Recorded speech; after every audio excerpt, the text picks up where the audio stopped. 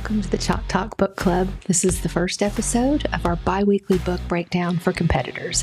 5 big ideas and 1 action play, so we can build your edge. Remember though, this is for education and entertainment only. This is not legal advice, and these are not agent services.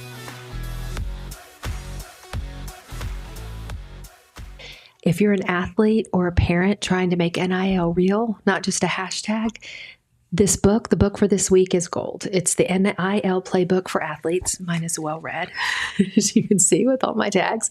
The NIL Playbook for athletes by Miles Kendrick. And basically, it's the main takeaway from it is it's treating you like you're a small, serious business. And by you, I mean the high school or collegiate level athlete. I'm going to give you the system, what the book talks about, the traps to avoid, and 1 move you can execute tonight. Kendrick's core message is that you should run your NIL like a micro media business. Define your niche and promise, keep your compliance receipts, price like a pro, make every deal repeatable. If it's not written, tracked, or scheduled, it isn't real. The first chapter is basically a history. It's about understanding the NIL era. Now, the copyright on this book is 2024, so it was written before the House v. NCAA ruling, but Chapter 1 is still very informative. If you are a parent or an athlete and you're just coming into NIL and recruiting and all of that and don't know the background of the NCAA and pay for play and being able to monetize a player, this Chapter 1, Understanding the NIL Era, will be indispensable for you. The key takeaway from Chapter 1 is that you need to set expectations before you start chasing deals. He goes over in this first chapter some of the misconceptions about NIL. And one of the most pervasive myths is that NIL rights automatically translate into significant income for all athletes.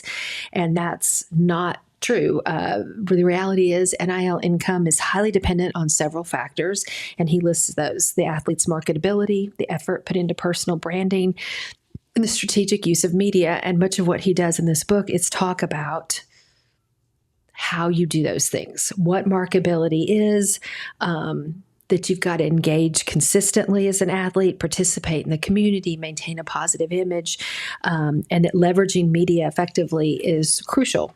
He also goes into talk about how not all sports generate the same level of public interest.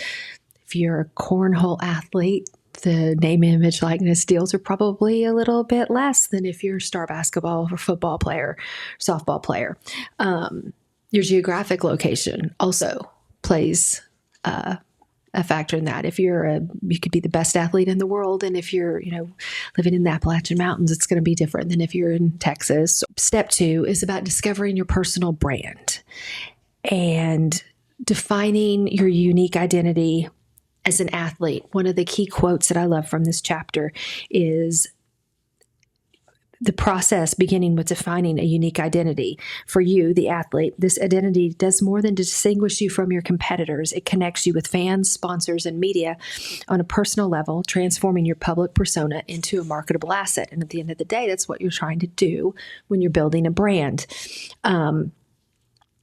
He encourages the athletes to take time away from their training to focus on basically understanding yourself. The better you know yourself, the better you can market yourself. What are your values and beliefs? What are your passions outside of sports? What are your unique attributes? What story do you have that you could tell? What are your defining moments? How have you overcome adversity? What are your triumphs and achievements? And one of the things he emphasizes, Miles does, is that you need to think outside the box. It's not just about the trophies or your stats. It's about you as a person. And the more personable you can be, the more you can connect with an audience and with a brand. He also says that in this step 2, that the final step in maximizing NIL potential is aligning your personal brand with the values and interests of your target audience, and that this alignment is crucial for authenticity. And that's absolutely correct. If you're a strong Christian athlete, there's going to be brands out there that you don't want necessarily to be repping. This chapter is great on all the different social media platforms, the role of social media in name, image, and likeness. Basically, social media platforms provide a direct channel for you to reach a global audience without the traditional gatekeepers of media and marketing agencies.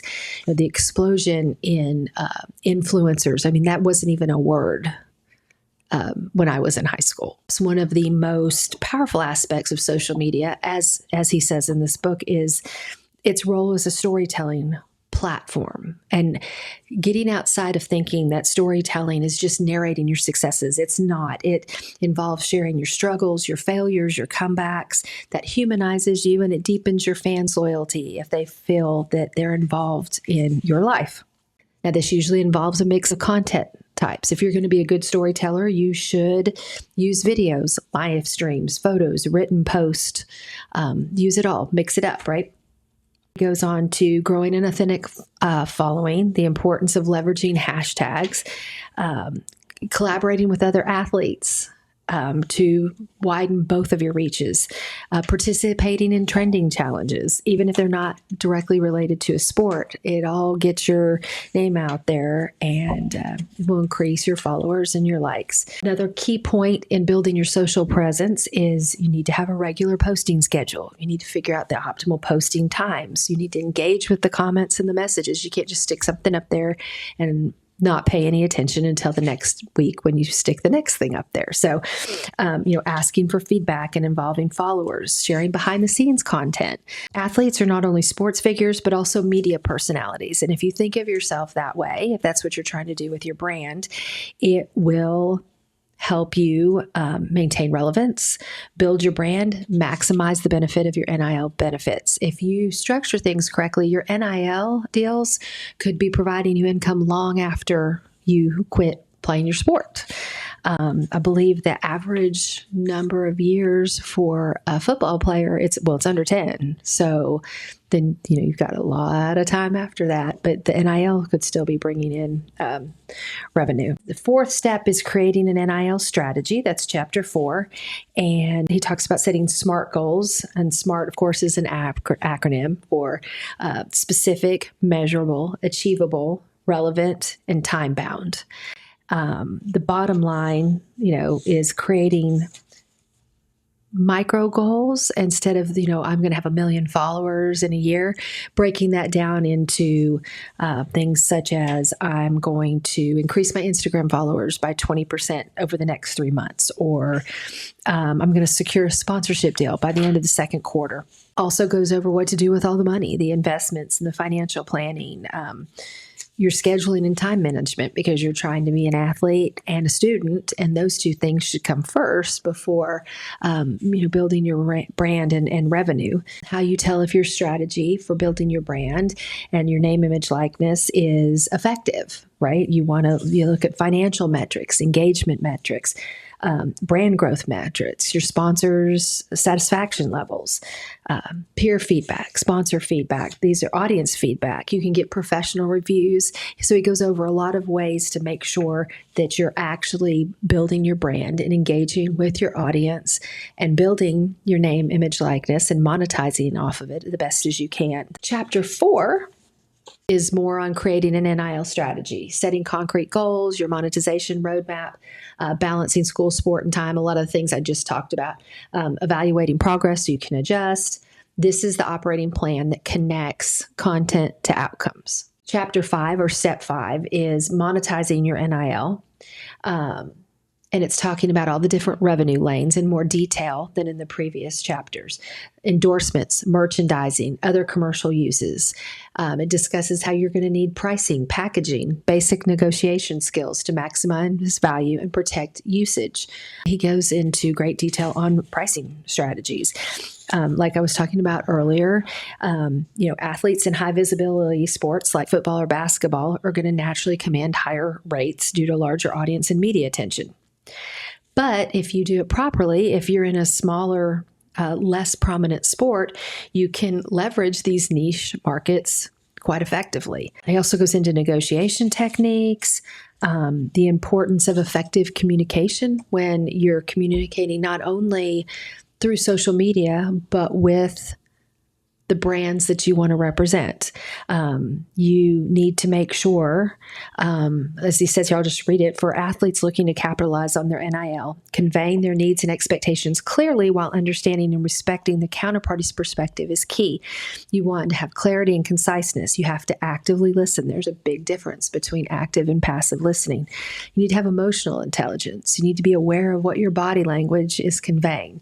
If you're not making eye contact, if you always look like you're about to speak so that it gives the impression that you're not listening to hear and respond, you're just listening to wait for a pause so you can say what you need to say, that's off-putting. Also, big emphasis in this chapter is making sure you have a legal review of any contract before you sign it. Step 6 is about networking and collaboration, identifying the key influencers, engaging at multiple levels with them, being genuine. Then he goes again into LinkedIn, X, and Instagram and how each of those are different. Like LinkedIn is for professional networking. X and Instagram are great for less formal interaction where you connect with a broader audience. If you're a college athlete and you're starting to make a name for yourself, maybe part of your name, image, and likeness, and just in building your brand so you can get better name, image, and likeness deals is, volunteering at the Boys and Girls Club as a coach, showing up at the showcase football game. Like here in Florida, right now we're in the middle of the Broward County Education Foundation high school football showcase. Maybe you show up there and cheer on those teams, see how you can volunteer or help. So utilizing local community outreach to build your brand and boost the local economy and help those that are coming up after you.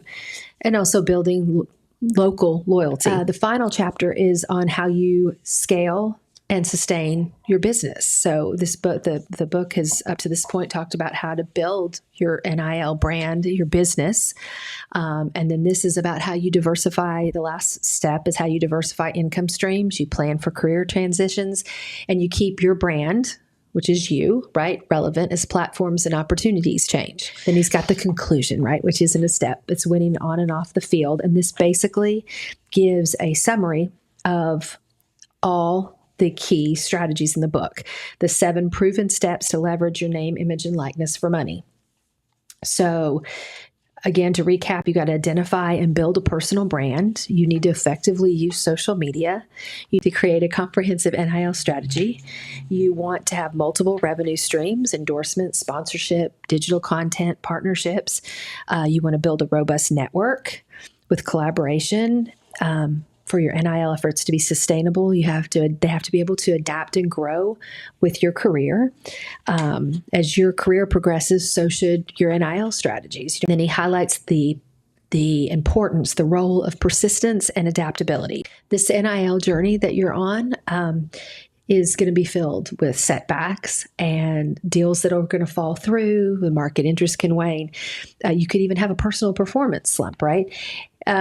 Persistence is what's going to allow you to push through all of that. Bottom line, starting your NIL journey is going to be an exciting step for any athlete.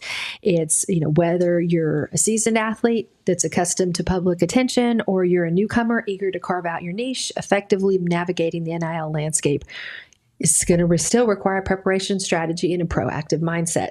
And this book is one of the best things I've seen, and I've read a lot of books about this in the last year as we prepared to launch the agency. It's one of the most accessible and easy to understand, but very thorough books I've seen on the subject.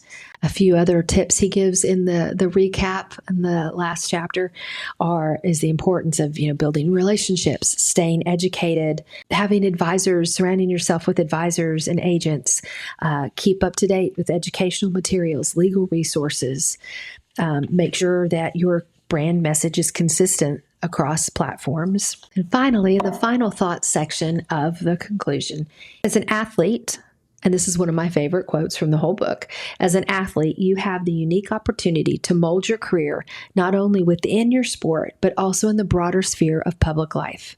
Envision yourself as more than an athlete, because you are. Think of yourself as an entrepreneur, a philanthropist, an influencer, and a pioneer in your field. Most importantly, the quote continues, take the initiative. Don't wait for opportunities to come to you. Create them. Your career as an athlete is bound by time and physical limitations, but your career as a brand is limitless. Use your time in the spotlight to build a legacy that's going to last well beyond your playing days. Remember, your name, image, and likeness are not just parts of who you are. They are the canvas on which you can paint your future. So that's your NIL Playbook for Athletes, 7 Proven Steps to Use Your Name, Image, and Likeness to Make Money by Miles Kendrick breakdown. The action play checklist is in the show notes. If this helped, share it with a teammate and drop a review. Like, subscribe. If you'd like to get ahead of the discussion and read the book before the Chalk Talk is posted discussing it, feel free to download the calendar for the Chalk Talk Book Club. Next up on the Chalk Talk Book Club is Significant Recruiting by Matt Rogers, turning visibility into real opportunities. And remember, this is general info only, no legal advice or agent services. For guidance on your specific situation, make sure you talk to a qualified professional in your state. Chalk Talk is our bi-weekly Blinkist-style book breakdown for athletes, parents, and coaches. Every other Wednesday, I will distill a top sports or performance title into crisp takeaways that you can actually use. Mindset, leadership, NIL recruiting, brand, and money. Fast summaries, real examples, and one action play you can run a week. Pair it with our Sunday night podcast and our fast breaks for a complete game plan. You're listening to the AAA Ball and Play podcast. Quick note, this is for education and entertainment. Nothing here is legal, tax, or financial advice, and nothing we say creates an athlete-agent relationship. Listening or contacting us does not make us your lawyers or your agents. For advice, talk to a qualified professional in your state.